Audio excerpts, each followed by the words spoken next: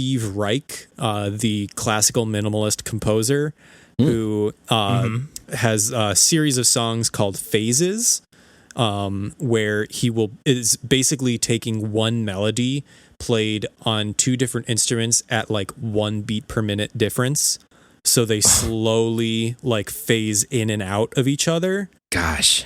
Oh, yeah. It's incredible. Like there are actual performances of like people playing it and like, which is impossible. How can you concentrate like that? Like, it's like, no, I could never. Wow. But anyway, Boris did that with like one guitar loop. And it was just like that same concept of it slowly getting in and out of phase. And like, I remember like in college listening to it and like while I was studying in my dorm room. And after about like 5 minutes, my roommate turned to me and was like, "Can you please shut this off?" And I was like, "Oh yeah, this is probably horrific for a normal person."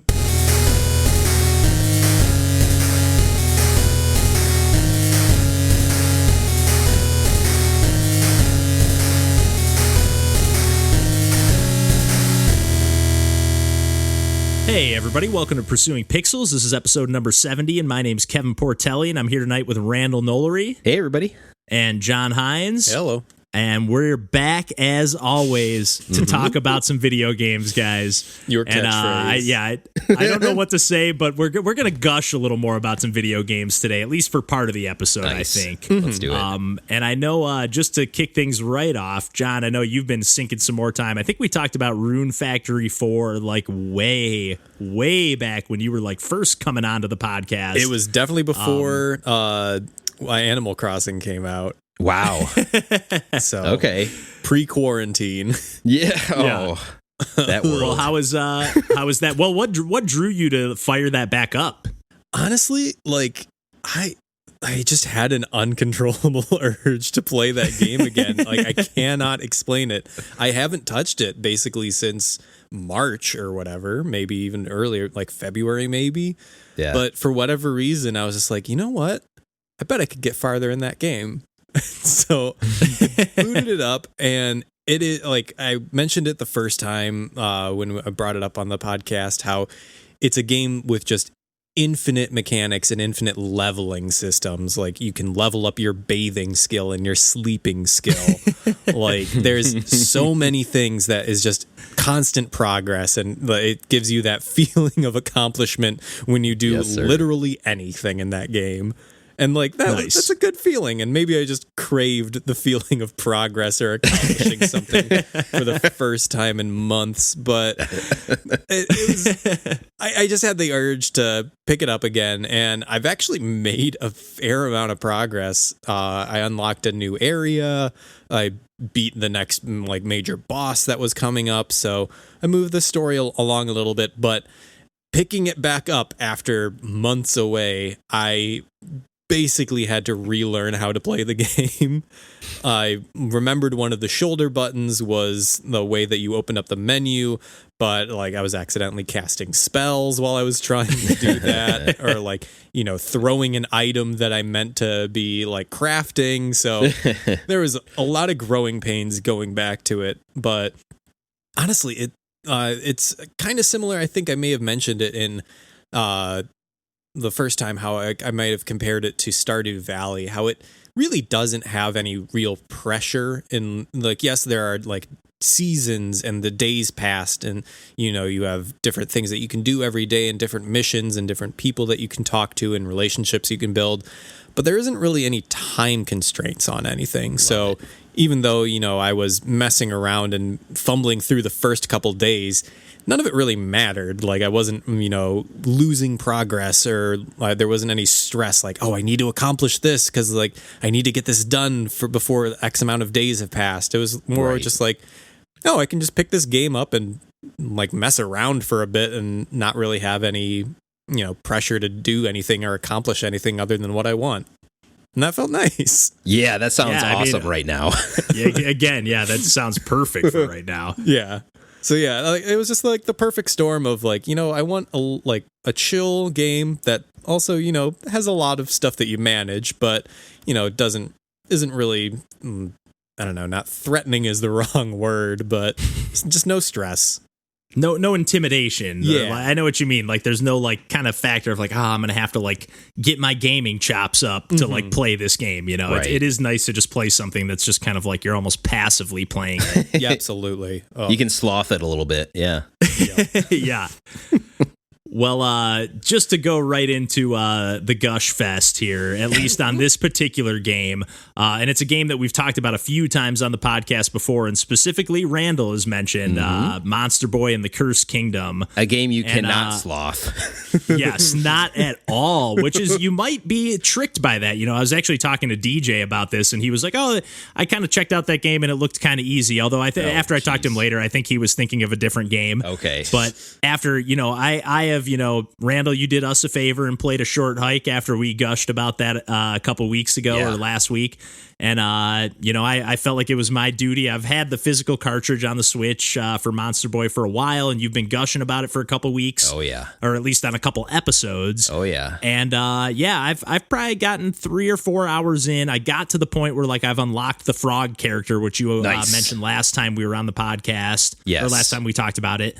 And I am also loving this game. Nice. I will say it's getting to the point where it's like almost overwhelming, like, because you have like your pig character that has like its individual, like you have all these magic items that you can use and that you can purchase at shops, but only the pig can use those magic items. And then like your snake character that has certain abilities but can spit venom but can't use any of your magic items. So like there's just so much going on. And then like probably the last thing that I got, like I just got the fire sword and the fire boots with the frog. Nice. Which in my head, once I got the fire boots, I was like, awesome. Like this allows me to walk on icy blocks and icy terrain without sliding around all over the place.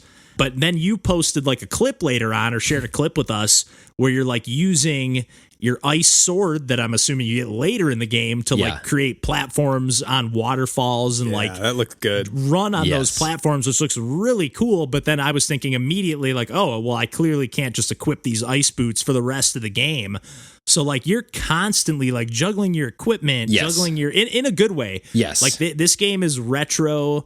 And I know, Randall, you've mentioned this, like the retro vibes and big like just time. In every, you know, obviously it's got this hand drawn modern animation. Yes. That's just gorgeous. Yes. And I just, the difficulty, the like just everything about this game I'm just loving. And like they modernized that. I guess, you know, I kind of went into it thinking I was going to have a little bit of a relaxing experience, just thinking like back to playing was it Wonder Boy in the Monster World? Yes, on Genesis. Genesis, yeah. Yep.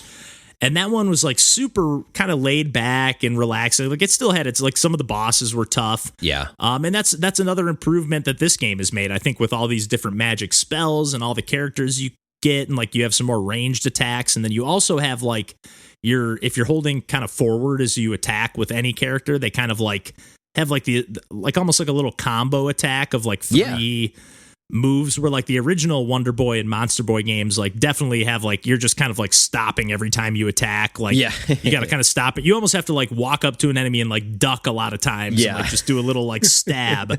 And this game like kind of negates that like stop and go type of play. Like it feels a lot more fluid because you can just kind of just bombast your way through enemies, or just kind of not plow through them because it is hard. Yes. But it's just like it's such a great mix of like puzzle platforming, puzzle solving. I think you mentioned like there's a lot of the puzzles are like time based, you know, you're like doing something and then kind of like you're triggering a switch and then like racing through like an underwater area that you're like switching through the pigs so that you sink to the bottom, but then once you get to the bottom, switching to the snakes so that you're floating back to the top and like avoiding obstacles along the way. And I'm really loving this game, and it's been a great like pick up and play, like with a lot of Metroidvania games, which I know they're pretty hit and miss for me. And I really like the way at first when I saw how this map was laid out, I was a little bit worried, like this looks so huge, but the way they kind of split things up into like, here's this kind of like, it's almost like each zone has its own mini map that's kind of separate from the other areas. And it's like, it's kind of easier to keep track of where you've been, at least for me. But I know, and I know you've been playing some more, Randall, too. I know you're still chipping away at this one. I don't think you've beaten it just yet, but I mean, are you on the same wavelength still? I am, although boy, this game, like, it starts out hard and it just gets harder. It is so hard. Yes, like slamming my control. I mean, not for real, but like mentally slamming my control.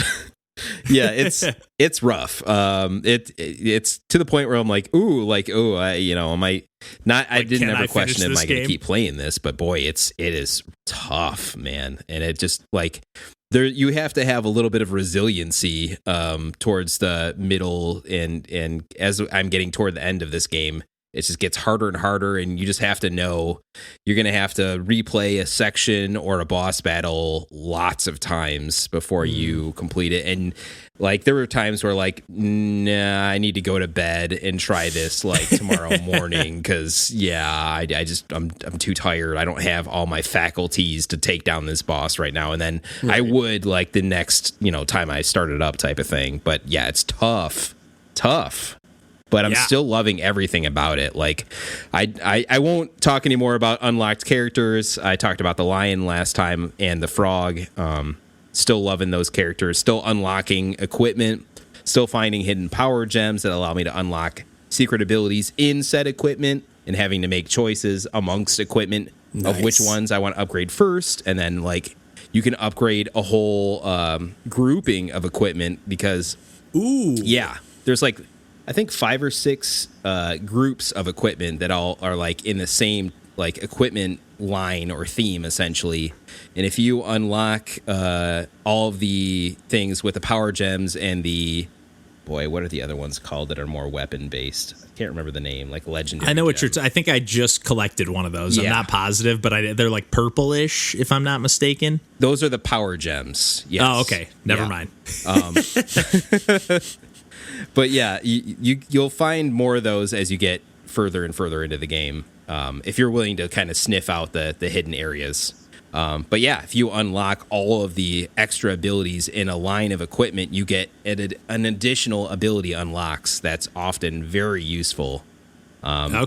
Just to spoil one of them is like you can get like extra money, essentially, like a coin doubler thing. Stuff like that allows it to be a little bit more useful. And there's even, I'll say this, there's even points where I've done a little bit of grinding to like up my currency or whatever else, just to make the game a little bit easier for me when I'm too tired to advance, but I can still do something in this game. Yeah. Like I can grind to get more currency, and then if I die, you're not really penalized for dying. You just start over again at the save point that you hit last. So and you keep all the currency you got, through that run. So it's nice. You don't like lose your progress or have to like get back to where you died, like Hollow Knight or something, to recollect your stuff or whatever. Nice. Right. But yeah, still loving it. Still unlocking new creatures, new equipment.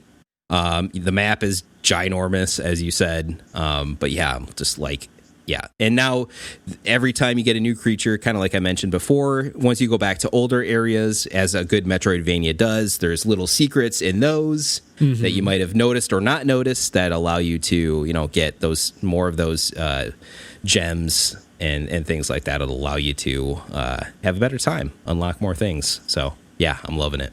Yeah, I'm really glad that you kind of hyped this one up and kind of pushed it to the forefront. Although it was your resolution game, so yes. I guess it was your duty to play this game, but it was really not mine, and I'm loving it regardless. Yeah, I think we can both pretty solidly recommend this one. Yeah. And I think they just announced that they're going to have some kind of spin-off of like the Monster World 4 or 5 game. 4. Was it 5 or 4? Who knows? Like, it is 4. Yeah. But it sounds like the original creator is like going to be the lead developer on that game. Hell so yeah. I'm really excited about that one. I know he was involved in this one, but I don't think on quite the like lead designer level. So yeah, all of a sudden Monster Boy / Wonder Boy is like a thing, and there's like releases every year. It's awesome. Yeah, and those were games that like at least for me, and I think the same for you. Although I don't want to speak for you, Randall, but like I got into those like when I was into like the retro collecting. I didn't have like a nostalgia for those games. Yep. So same. Yeah. Not games I played growing up, but I'm like, oh, these look cool. And they were cool. But then they didn't make any for 20 years. And now look at us. And now they're cranking out a new trilogy, apparently, or at least 3 new games in the series, remakes and whatnot. But keep them coming. Yeah. But since we're on a little bit of a Metroidvania kick, and I actually can't remember, but I think I talked about this game a long time ago on the podcast. But John, we were kind of scrolling through the Nintendo store the other day, and I was like, holy shit, Journey to the Savage Planet is available on Nintendo Switch. Like, I remember you were the one that brought this game to my attention by saying, like, oh, let me know when this comes to Switch or game. I remember you just like mentioning that game at some point. And yeah, like again, just kind of goes to show like how there's just so many games coming and going on every platform. Seriously. That like eventually, it'll come to whatever system you want. Yeah, and it's like, man, so I know I was just like, oh man, this is available, and I know you picked it up and jumped into it, and I know you have some thoughts. Yeah, so I did check. It looks like you talked about this on episode 52. That wasn't even that long ago. No, it wasn't. Yeah, you probably played it on Game Pass, probably. Game Pass, yeah. I'm still sort of chipping away at it, though. I haven't played it in a couple months, in honesty. Mm-hmm. And yeah, like I was looking forward to any game that is even remotely inspired by Metroid Prime or has any Metroid Prime elements in it. Sure. And as we know. And this one was like, I remember when it first came out that it was billed as that, like, there's a lot of like scanning of like enemies and you're exploring all these areas and getting these power ups and see the typical, Metroid fare of like you get a new ability, it unlocks a new area, and you keep exploring and exploring. And it definitely delivers on that. And I will say that other than that, I'm not particularly thrilled with the game. Like, all right, it's have you guys seen those either memes or posts where like they will go through specific eras in comedy and say this was the joke format of the 90s, this was the joke format of the 2000s. Yeah, this is the most 2006 game I've played in ages. Like, I have... That's very specific. I have basically not laughed at a single joke.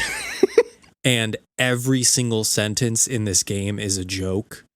Yeah. And it is incredibly grating. Yeah, it tries way too hard. I agree. I wasn't into it either.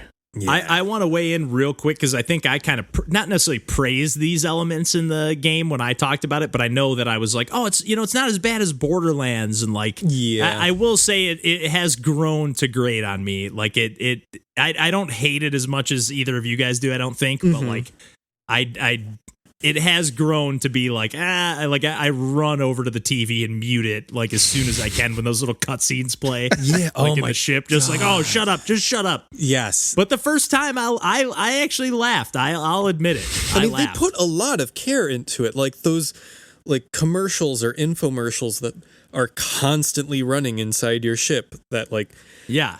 The first thing I do is I run over and turn them off, but exactly, like they put a lot of time and effort into them. They're not low quality, but they they're like humans. There's like real actors in them, and like yeah. But it definitely feels like an early Adult Swim show or something that like, but like I don't know, it just doesn't. It's not. Maybe it's just because I've grown out of that sense of humor, but like it, yeah. It's and the thing that actually really disappoints me is that like there is like as soon as like I started like getting on my nerves, I went to the options menu and I saw that there was an audio like slider for Echo, which is your like computer companion, but like it looks like it was a slider. But it's just a toggle where the two modes are chatterbox and silent.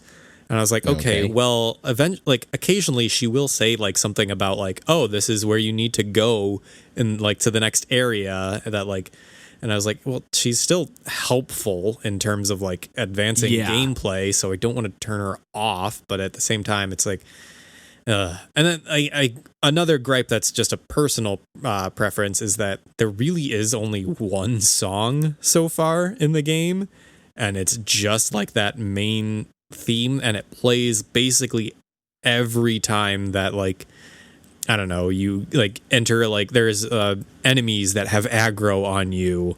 And like that, then like this battle music starts playing, and then as soon as that's done, it's mostly just ambient noise. And like, you know, in a game like Metroid Prime where they're, you know, setting a mood where it's like, oh, this is the way that this area feels. But like the shift in tone between that is just so stark that it's like, okay, well, it doesn't feel like I'm actually exploring because there's so much like tongue-in-cheek, like, oh, we're like doing this to exploit this area. And I was like, okay, like, and it just doesn't feel consistent in terms of, well, I don't know, maybe it feels overly consistent in its tone, but, and I just wish it were something else, but like, it does control really well. I do like the like progression and gathering of like different resources. And I love the environments, just like it looks gorgeous. The colors, like it's so like again, when you sent like or just brought it to my attention, it was like I looked it up and just like, oh man, this game just looks cool. Like it's hard not to just see it immediately and think like I want to be in that world for a minute. Yeah. Oh, it's a beautiful looking game, but like other than that, like I don't know, like there's this. I'll keep playing it because I do enjoy the mechanics of it and I do enjoy the gameplay of it. But man, I just wish it was just had a different mood around it. Yep.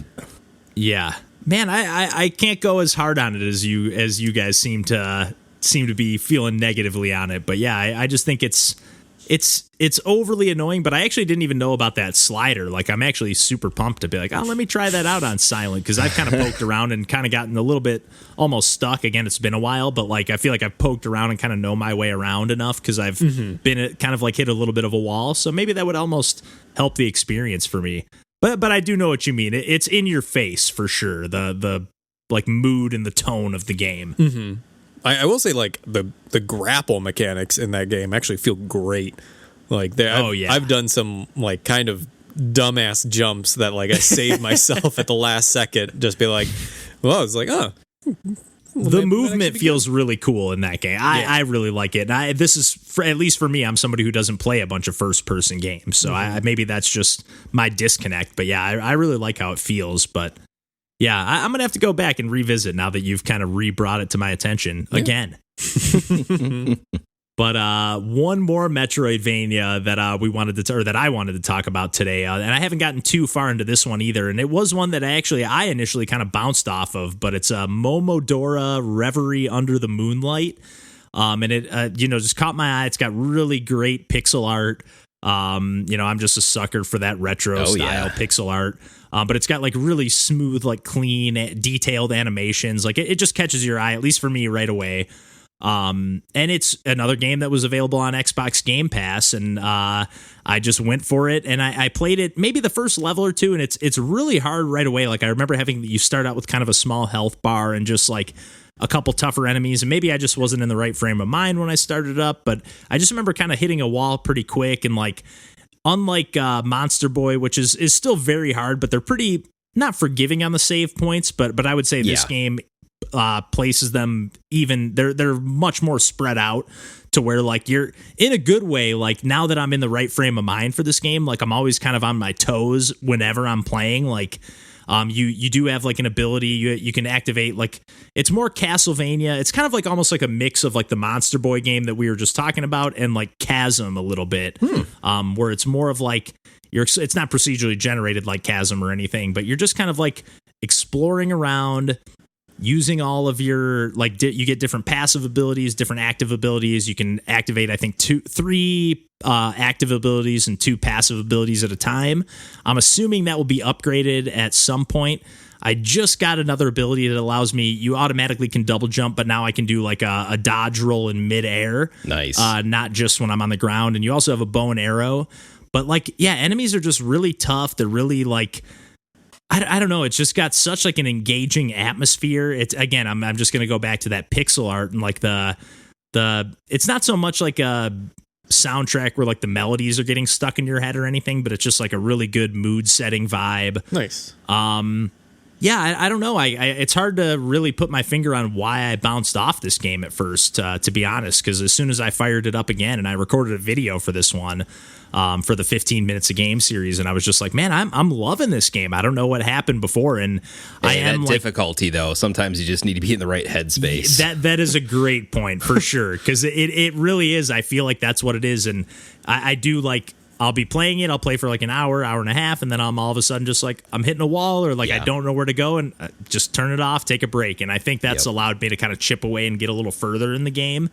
But yeah, I've like beaten a few bosses now at this point. I've unlocked quite a few different abilities, and you do, it's the type of stuff like, oh, I can use my bow and arrows can pierce through enemies, or nice. Now I can money that I collect from killing enemies like kind of gets absorbed or magnetized towards me. That's always nice. So you don't have to like go and collect each little coin or whatever. Yep. And yeah, you're able to buy you get like a little like kind of health, like not like I guess it sort of works like Hollow Knight, although it's not like you collect money and refill it, but you can like kind of recharge your health like up to 5 times with like this ability, and then every time you hit a save point, that refills all your health and stuff. But yeah, it's just like I didn't realize also that this is the 4th game in this series. There's 3 other Momodora games that were like PC only, like super indie games. Like they kind of look more like cave story style. I could see especially the first and second game, but this one definitely kind of takes it more into like the 16-bit, 32-bit realm with like, again, like I mentioned, like those just like really detailed animations. And I just love the style. You kind of you fight with like a maple leaf, which is pretty different instead of like a sword. Again, you do have a bow and arrow. I guess that's pretty standard. But I don't know. Just everything about the vibe. The boss fights have been really fun. The few I've done so far.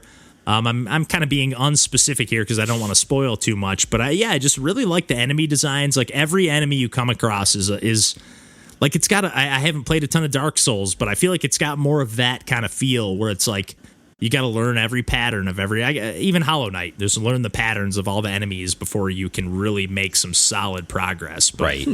Yeah, I just kind of wanted to specifically highlight this one because I bounced off it, and actually I talked to our buddy Zach, who plays in a band that we used to play with all the time, John and I, and he mentioned he bounced off this game too, and I remember him and I kind of commiserating, like, yeah, the game looks so cool, and yeah, guess we just weren't into it, and then like for whatever reason decided to fire it up again, and it clicked. So I kind of just wanted to highlight this one since it caught my eye. I tried it out, didn't grab me immediately, but maybe it's worth giving a second try, especially if you do have Game Pass. So nice. Yeah, but before we wrap things up tonight, I know we've been waiting for some more NBA 2K news from Randall. It's Another been a little while. Yeah. Little quadfecta. Mm-hmm. Has LeBron gotten the double jump? Yeah. Oh, that's amazing. No, Sue Bird does, because I'm going to talk about the WNBA mode. Hell yes. Of NBA 2K20. This is the first year in 2K that they've had the WNBA. So I was excited because they added NBA 2K20 to Game Pass. So I'm like, okay, yep. I'm finally going to check this out. And then on top of that, they dropped NBA 2K20 to $5 on Nintendo Switch. So I'm like, okay, yeah. It's not quite $3 like last year's version, but I think I could shell out a couple extra bucks and have that Switch version anytime I want to boot up and get my fix of 2K basketball. But yeah, this is the first year with WNBA. Not quite as fully fleshed out as all the modes they have yet for the NBA side, but they do have a kind of a hybrid season / GM mode. You can only play for one season, unfortunately, but I did. I'll say spoilers now. I did win the championship with the Seattle Storm. Breanna Stewart is a monster. Yes. And it's like just automatic buckets. Like, oh, I'm losing a little bit. Let's just force the ball to Breanna Stewart. And who are you playing as? I am the Seattle Storm, of course. Of course. Yeah. But yeah, it's like I will commend the 2K developers because they did a really good job making the WNBA game feel like its own thing. Nice. That's cool. Yeah. even though the controls are basically the same as playing on the NBA side, as far as the shoot button and everything else, that's all the same. But how it feels and how your players feel, just feels more like the WNBA game, where it's just a little bit faster. It's a little bit more based on just defense and quick transition buckets. Are like the time like differences, and like is the court shorter? Is the actual length of the periods also shorter as well? So I adjusted the length of the periods just because I kind of wanted to see a season through and I didn't have a ton of time. But yeah, you can tell like the court's a little bit shorter. The 3-point line like a little bit closer. You can even tell they did a good job of like the ball is like a little bit smaller, and you can kind of feel that too. Awesome. That's awesome. That's really impressive that you can feel that just in like a video. It's not like virtual reality. Like it's just a video game. Yeah, that's pretty impressive. It is, because it's a sim at its core. It's this simulation of basketball, and I definitely give them kudos for that, because it feels great to play. And yeah, it just like NBA2K has done for me since 2K18, and it's got me like back into NBA basketball and more familiar with the players and what their attributes are. I've now been able to do the same thing in the WNBA. Hell yeah. Which is awesome. Like a video game has allowed me to get into another, version of basketball, another sport, like to know these players more in depth. Like I've obviously heard a lot of these names before, but I didn't quite know their attributes like I know now. Right. So yeah, super cool. I mean that's a huge undertaking. Like honestly, like I know I've been following basketball a lot closer in the past couple of years, but yeah, I still like at most times I'm like, okay, actually I don't know what position this player is. Right. So, like I know like their storylines, I know exactly, how long they've been with the team and who they're friends with and everything, but I'll be honest, are they a shooting guard? Are they a point guard? And I'll say Go ahead, John. Oh no, like just like actually like playing them like in a video game, and you actually are acquainted with like what their skill sets are. Like that is a surefire way that you understand. Yeah, Totally. I was just going to pretty much reiterate the same point, because, when me and my brother would play, like, the NHL games growing up, or Madden, or whatever, like, all my favorite players were pretty much based around the teams I picked in those games. Oh, like, just learn. I'm like, I love Ray Bork. Like, who gives a shit? I guess Ray Bork was a pretty good defender, but, like, who gives a shit about Ray Bork when you live in Michigan? Like, unless you're a Boston Bruins fan, like, you don't care about Ray Bork. Fucking Avalanche fan. I forgot he went to the Avalanche. Yeah. Maybe that's why I liked him. I was always a little bit of a Red Wings troll, but yeah, I just like that. That is huge. Like I really like got to know. Like I've fallen so out of touch. I still like kind of minorly follow some sports, but like I don't know who plays. I just know the teams and I like the game. Yeah, but like I don't know who's playing, and that really introduces people to a lot of new players. It does. And that's like, for me, I kind of prefer my entertainment to be interactive like that. So it's kind of a way for me to like, I'm getting into these things more by the video game side. And then when I turn around and watch games, I'm like, oh yeah, like this makes perfect sense to me. I know all these people and generally how they move and what they're going to do and what their strengths and weaknesses are. Yeah. And that's it honestly does cool. enhance your enjoyment of the actual sport. It does. For sure, because I mean, you're calling plays in these games. Yeah. I mean, you're doing all sorts of stuff when you get into like the simulation aspects. So, yep, yeah, they're going nuts on these 2K games. Yeah, so I'm hoping that this was kind of like the first year, the trial balloon. I'm hoping that they add the full My GM mode for WNBA, because I could see myself getting into it the same way I did on the NBA side, playing 2K19. So here's hoping. With 2K21 and beyond, I'm into it. Yeah, that's really cool. That's a really cool addition to the 2K franchise. Big time. Yeah, and does it still have like the story mode and stuff like that, like the Spike Lee directed esque stuff, or is that this time was Spike Lee directed? But yeah, every year they've got a story, some thing kind of on the NBA side anyway. We'll see. Yeah. We'll see what they do in the future, though. They definitely did a proof of concept here on the WNBA side, and they put the time in to model all the players and everything else. So yeah, keep expanding on it. Awesome. Well, I think if you guys are good to wrap it up there, we can pretty much call it on the games talk this week. Yeah. Yeah. Sure. Good deal. Well, yeah, as always, you can find us on the internet at pursuingpixels.com. We're on Discord, YouTube, Instagram, Twitter, all that stuff. You can find the links at the bottom of the episode description, timestamps, and all that stuff. And hopefully, not to get ahead of ourselves here, but I think we might have a little appearance from DJ soon on the podcast. Nice. I was texting with him earlier today. He wants to get a remote setup finally going. So hopefully we'll get him on the podcast soon again, and we can hear his thoughts. I know he's been playing a ton of games. Putting us to shame, honestly, yeah, with what we're playing. Like, he can cover all of us on every episode pretty much. But anyways, I'm rambling as always, but we can wrap it up there. And until next week, we will catch you then, and take care. Bye-bye. See ya.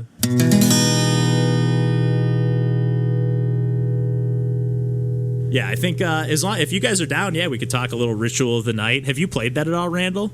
I have. I mean, I own it, of course, but no, I have not. Yeah, I'm same boat on, like, it's on Game Pass, but I haven't touched it. But I was even bummed. I was like, oh, it's on or I was like, it's another Metroidvania. We could easily plug that into this episode. No, I honestly was going to play it, and then John stole my bounce by, like, coming on like, boom, Ritual of the Night. I'm like, oh, son of a. Because yeah, we talked about Curse of the Moon, and I think John just went straight for it. Like, son of a gun.